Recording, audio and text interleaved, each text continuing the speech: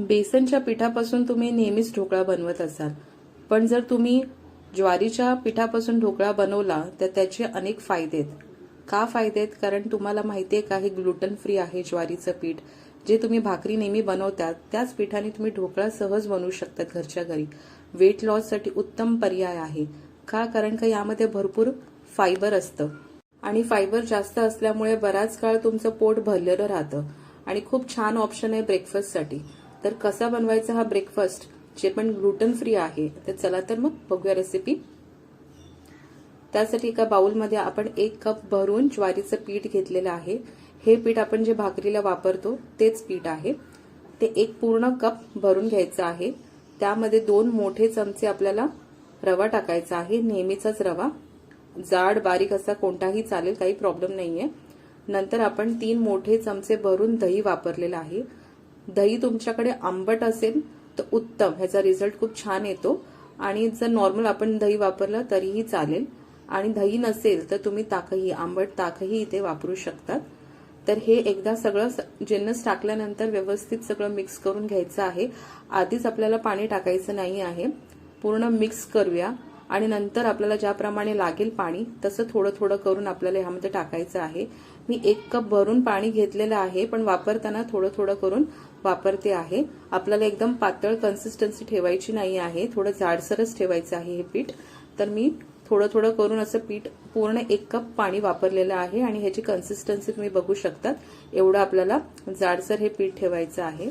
छान मिक्स करायचं आहे, गुठल्या कुठेही राहू द्यायच्या नाही आहेत. आणि व्यवस्थित मिक्स केल्यानंतर आपल्याला झाकण बंद करून 15 ते 20 मिनिटं बाजूला ठेवून द्यायचं आहे. यात आपण रवा वापरला आहे, ते बरंच पाणी ते शोषून घेतं, त्यामुळे आपल्याला त्याला 15 ते 20 मिनिटं ठेवायला लागतं बाजूला. त्यानंतर आपण बघू शकतात थोडं जाडसर हे पीठ झालेलं आहे, पण आपल्याला एवढंच कन्सिस्टन्सी हवी आहे ढोकळ्यासाठी. तर त्यानंतर आपल्याला चवीनुसार मीठ टाकायचं आहे यामध्ये आणि त्याच्यावरती कोथिंबीर, मिरची आणि थोडं किसलेलं आलं टाकायचं आहे. किसलेलं आलं खूप छान लागतं यामध्ये टाकल्यानंतर. आणि 1 चमचा आपल्याला तेल टाकायचं आहे. हे सर्व टाकल्यानंतर एकदा परत मिक्स करून घ्यायचं आहे व्यवस्थित. आता ह्यामध्ये तुम्हाला हवं असेल तर बाकीच्या भाज्या तुम्हाला टाकायच्या असतील, गाजर वगैरे, तरीही टाकू शकतो. ते अजून जास्त पौष्टिक होईल हे ढोकळे. तर हे ऑप्शनल आहे, तुम्हाला आवडत असेल तर तोही पर्याय तुम्ही इथे वापरू शकतात. तर व्यवस्थित मिक्स केल्यानंतर आपल्याला शेवटला ह्यामध्ये बेकिंग सोडा टाकायचा आहे आणि ते ऍक्टिव्हेट करण्यासाठी थोडंसं पाणी टाकून व्यवस्थित मिक्स करायचं आहे. लक्षात ठेवा, बेकिंग सोडा टाकल्यानंतर फार काळ आपल्याला हे बॅटर ठेवायचं नाही आहे. आपण प्लेटला आधीच तेल लावून तयार करून ठेवलेलं होतं आणि दुसऱ्या साईडला कढईमध्ये पाणी गरम करत ठेवलेलं आहे. तर एकदा मिक्स केल्यानंतर पटकन आपण ह्याची पुढची प्रोसेस करूया. आपण प्लेटमध्ये थोडं थोडं करून ओतूया. आता हे जे ज्वारीचं पीठ आहे ते आपण जे नॉर्मल आपण बेसनचे ढोकळे बनवतो तर असं एकदम लेअर असतं, जाडसर असतात. तर इथे आपल्याला एवढी लेअर तयार नाही करायची आहे, थोडं पातळच असतो ज्वारीचा ढोकळा. त्यामुळे चपटी प्लेट मी घेतलेली आहे, त्याप्रमाणे जेवढं मावेल तेवढं मी पीठ ह्यामध्ये ओतलेलं आहे आणि टॅप करून घ्यायचं. आणि आपल्याला थोडंसं ह्यावरती लाल तिखट पसरवायचं आहे, टाकायचं आहे, जेणेकरून ते टेक्स्चर आणि ते दिसताना छान वाटतं. तर सर्वत्र टाकल्यानंतर आपल्याला हे स्टीम करायला ठेवायचं आहे. आपल्याला हे स्टीम करण्यासाठी जवळजवळ 20 ते 25 मिनिटं लागणार आहे मीडियम फ्लेमवरती. तर आपण वाट पाहूया.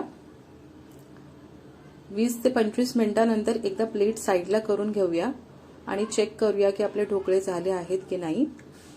तर चाकूच्या सहाय्याने एकदा आपण बघूया. हे पहा, झालेले आहेत व्यवस्थित.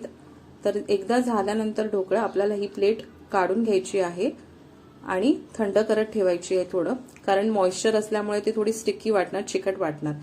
थोडं थंड झाल्यानंतर नॉर्मल रूम टेम्परेचरवरती आल्यानंतर आपण ह्याला आवडीप्रमाणे काप द्यायचे आहेत.